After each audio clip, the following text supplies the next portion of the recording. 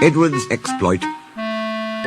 Edward scolded the twins severely, but told Gordon it served him right. Gordon was furious. A few days later, some enthusiasts came.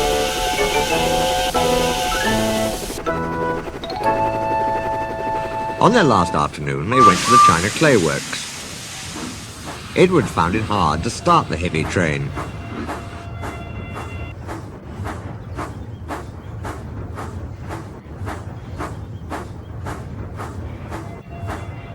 "Did you see him straining?" asked Henry. "Positively painful," remarked James. "Just pathetic," grunted Gordon. "He should give up and be preserved before it's too late." "Shut up," burst out Duck. "You're all jealous. Edward's better than any of you." "You're right, Duck," said Boko. "Edward's old, but he'll surprise us all."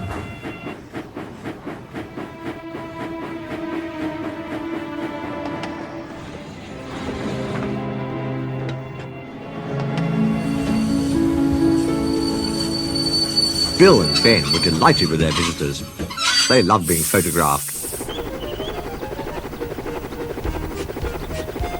and took the party to the workings in a brake van special.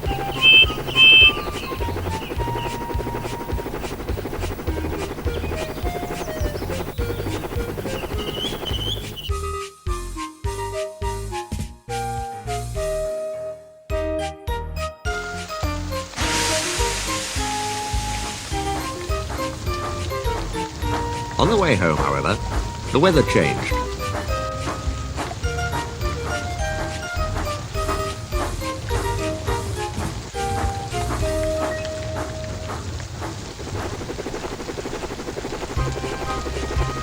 Wind and rain buffeted Edward.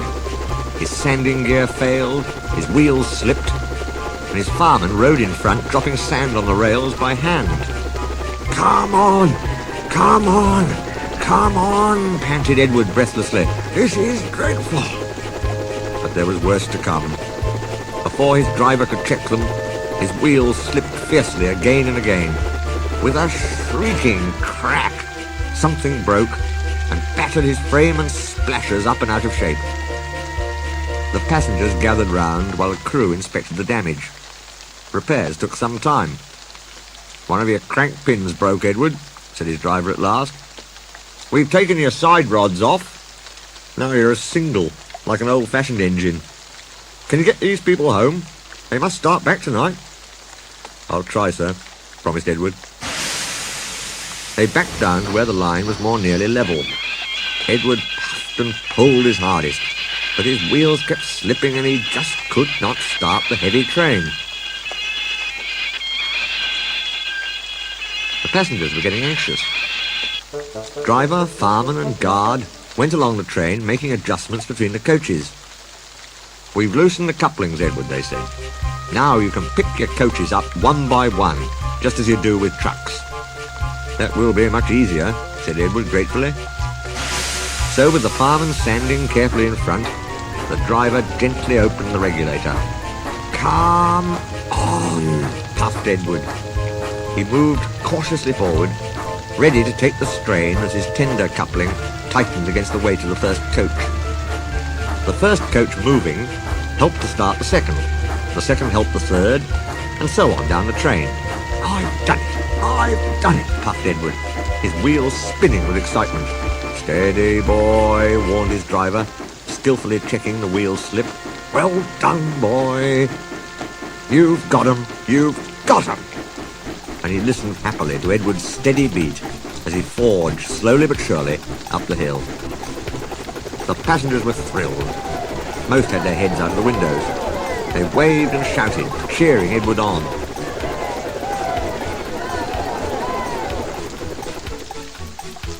The fat controller paced the platform.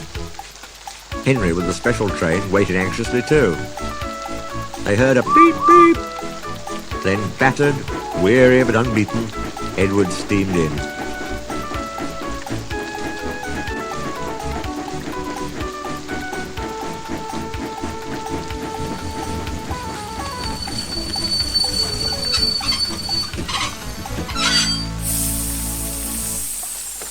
The fat controller stepped angrily forward.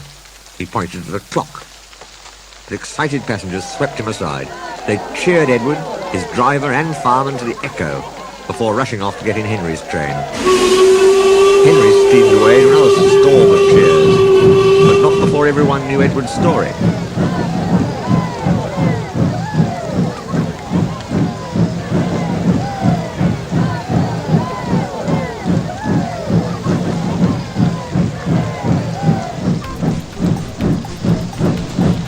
Edward went thankfully to the shed, while Duck and Boko saw to it that he was left in peace. Gordon and James remained respectfully silent. The fat controller asked Boko to look after Edward's line while he was being mended. Boko was pleased. He worked well, and now they run it together.